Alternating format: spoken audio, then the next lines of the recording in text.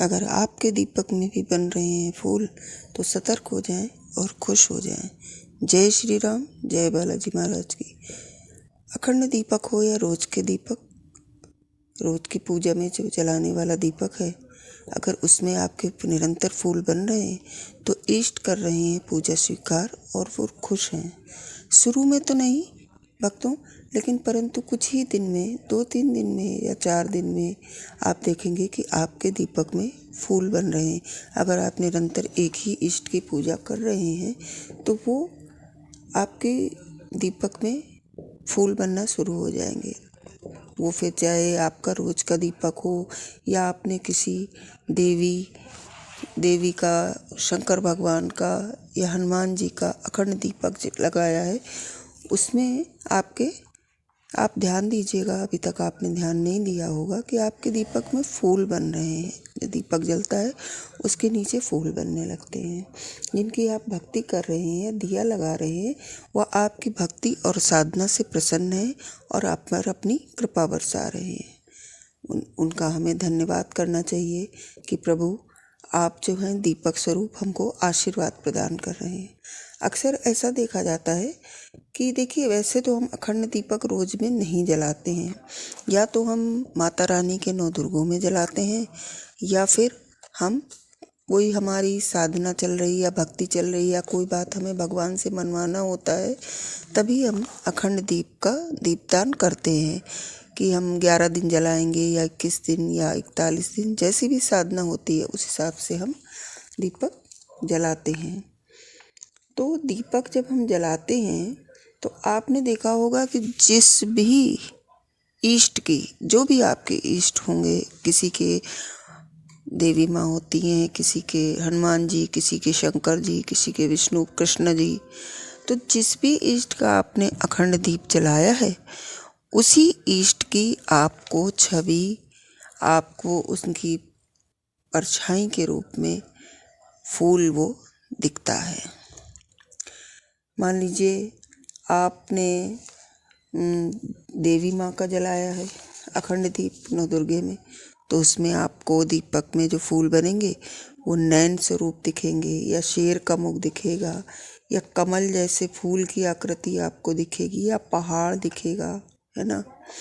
अगर आपने हनुमान जी का अखंड दीप जलाया है अपने घर में तो आपको वो गदा जैसे मौला लिए हुए, मौला आपको दिखेगा, गदा दिखेगा उसमें फूल में बना, या हार्ट का शेप दिखेगा, या उनका वानर रूप दिखेगा, है ना। अगर आपने शंकर जी का अखंड दीप जलाया है तो उसमें त्रिशूल की आकृति बन जाएगी, या पूरा चंद्रमा बनेगा, या आधा चंद्रमा बनेगा, या डमरू की आकृति आपको लगेगी, या नाग की आकृति लगेगी, ओम की आकृति लगेगी। अगर आपने कृष्ण का, श्याम बाबा का दीपक जला रखा है तो उसमें आपको मुरली की फूल में मुरली जैसे लगेगा कि जैसे बंसी बन गई है, या चक्र सा बना दिखेगा, या मोर पंख बना दिखेगा, है ना। तो जिस भी हम इष्ट की दीपक जलाते हैं, जिसकी भी हम आराधना पूजा कर रहे हैं, जिसकी हम भक्ति कर रहे हैं, वो इष्ट हमसे, हमारी भक्ति से प्रसन्न है, हम हमसे खुश हैं। देखिए, भगवान साक्षात तो नहीं आ सकते, वो साक्षात तो दर्शन नहीं दे सकते, लेकिन आपकी भक्ति कैसे वो बताएंगे कि हम आपकी भक्ति से खुश हैं, आपकी पूजा आराधना से खुश हैं, तो उनको कुछ तो अपना प्रमाण देना होता है। तो वो आपका जो दीपक जल रहा होता है उसी में ही वो अपनी छवि को दिखा देते हैं। जब रोज फूल बनने लगे आपके दीपक में, चाहे आप रोज का दीपक सुबह शाम जला रहे हैं, है ना, या आप अखंड दीपक जला रहे हैं, तो आपको अपनी भक्ति बढ़ानी होगी।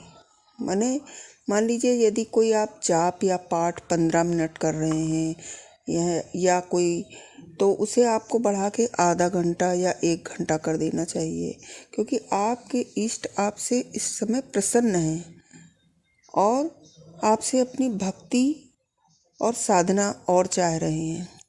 उनका मतलब ये है कि मैं आपसे प्रसन्न हूँ और आपके पास आया हूँ, तो आप अपनी भक्ति मेरे लिए और दिखाएं कि आपके मन में क्या है, क्या मेरे लिए है।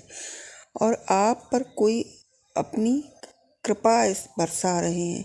आपकी कोई ऐसी मन्नत है जो आपकी बहुत दिन से नहीं पूरी हुई है, वो आपकी शीघ्र पूरी होने वाली है। ये संकेत हैं उनके। मान लीजिए आपने माता रानी का ज्योति लगाई है, अखंड ज्योति लगाई है, या आप रोज ही दीपक जलाती हैं, अखंड नहीं भी जलाते हैं, कोई भी आप मंत्र कर रही हैं, दुर्गा सप्तशती का पाठ कर रहे हैं, तो वो आप बढ़ा दें, है ना। अगर शंकर भगवान का, हनुमान जी का कोई आप जाप कर रहे हैं या उनका पाठ कर रहे हैं, तो वो आपको बढ़ा देना होगा। इसलिए बढ़ा देना होगा कि इस समय आपके इष्ट आपसे प्रसन्न है और आपको कुछ देना चाह रहे हैं, या आपकी भक्ति से वो आपको वरदान देना चाह रहे हैं। इसलिए आपको उनकी साधना और करनी होगी, जिससे वो शीघ्र से शीघ्र हमारी मन्नत को पूरा कर सके। जब ईश्वर आपकी पूजा से प्रसन्न होते हैं तो वो साक्षात तो नहीं आ सकते, मगर आपने जो उनका दीपक जलाया है या धूप जलाई है, धूप बत्ती भी आप जलाते हैं हम लोग, उनमें ही वो सूक्ष्म रूप से आकर आपको एक तरह का दर्शन देते हैं और संकेत देते हैं कि मैंने तुम्हारी पूजा स्वीकार कर ली है। और जाते वक्त एक फूल रूप में प्रमाण छोड़ जाते हैं, समझ रहे हैं ना। मतलब एक प्रमाण छोड़ जाते हैं कि मैं तुम्हारी पूजा में शामिल रहा, मैंने तुम्हारी भक्ति देखी, मैंने तुम्हारी पूजा पूरी सुनी, और मैं इस समय पर यहीं पे था, और मैं प्रमाण के रूप में इसमें फूल छोड़ जा रहा हूँ। तो इस चीज़ को हमको बहुत ही आशीर्वाद स्वरूप समझना चाहिए। उसी समय पर हमें अपनी भक्ति और बढ़ानी होगी और जाप को दुगनी तेजी से जाप और पाठ करना होगा, और ईश्वर का धन्यवाद भी करना होता है कि देखिए हम एक तुच्छ प्राणी हैं, भगवान के सामने हम कुछ भी नहीं, ईश्वर के सामने। फिर भी ईश्वर हमारी भक्ति से और कुछ भी नहीं चाहते, परंतु ईश्वर इतने दयालु हैं कि हमारी गलतियों को क्षमा करके हमारी मनोकामनाओं को पूरा करने में लग जाते हैं, है ना। इसी तरह से जब हम हवन करते हैं, मान लीजिए हम हवन कर रहे हैं, देवी माँ का कर रहे हैं, या हनुमान जी का, बालाजी महाराज का कर रहे हैं, या श्याम बाबा का कर रहे हैं, तो जब आप हवन करते हैं, जब हवन का एक टाइम हो जाता है 5 मिनट 7 मिनट, तो जब हम अग्यारी डालते हैं सब लोग स्वाहा बोल करके, तो उस टाइम बहुत तेज़ लौ ऊपर की तरफ जाती है, आपने देखा होगा। तो उसमें बहुत सारी आकृतियाँ बनती हैं, हवन में भी आपने देखा होगा। तो आप अपने ईश्वर से प्रार्थना करें कि हे प्रभु, या हे माँ, या हे भगवान, जिस भी इष्ट को आप कहते हो उससे आप हाथ जोड़कर आँख बंद करके प्रार्थना करें कि प्रभु, अगर आप यहीं पर हैं, हमारे हवन में शामिल हैं, या हमारे दीपक में समय, हमारे पाठ के समय शामिल हैं, तो कृपया हमें अपना संकेत दें कि आप मेरे आसपास हैं, या आप यहाँ पर थे जिस समय मैं आपकी भक्ति कर रही थी। तो आपको ज़रूर प्रमाण मिलेगा। उस समय अगर आपके पास कैमरा है तो आप उसमें से फ़ोटो निकालें, दीपक की, अखंड दीप की जिसमें फूल बना हुआ है, या हवन सामग्री से आप जो है उससे फ़ोटो निकालें।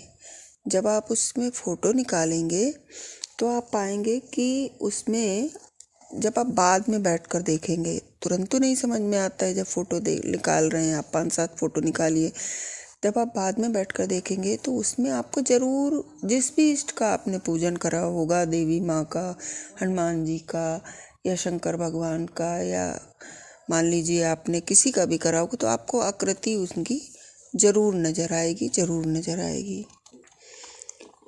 इन फूलों से हमें क्या करना है, हमको इकट्ठा करना है, इनको फेंकना नहीं है। इनसे हम क्या कर सकते हैं, आपको मैं अगले वीडियो में ज़रूर बताऊंगी। अखंड दीप में, रोज़ के पूजा के दीपक में कौन से फूलों की, किन देवी देवता की आकृति बनी, आप भी अगले वीडियो में मुझे कमेंट करके ज़रूर बताइएगा। अगर ये वीडियो थोड़ा भी अच्छा लगा हो तो इसको लाइक करिएगा, शेयर करिएगा, और नए हों चैनल पर तो सब्सक्राइब ज़रूर कर लीजिएगा। और आप अपने कमेंट में बताइएगा ज़रूर कि आपने जो दीपक या हवन करा तो उसमें किस भगवान की कैसी आकृति मिली। अगले वीडियो में आपसे फिर मिलूँगी, तब तक के लिए जय श्री राम, जय बालाजी महाराज।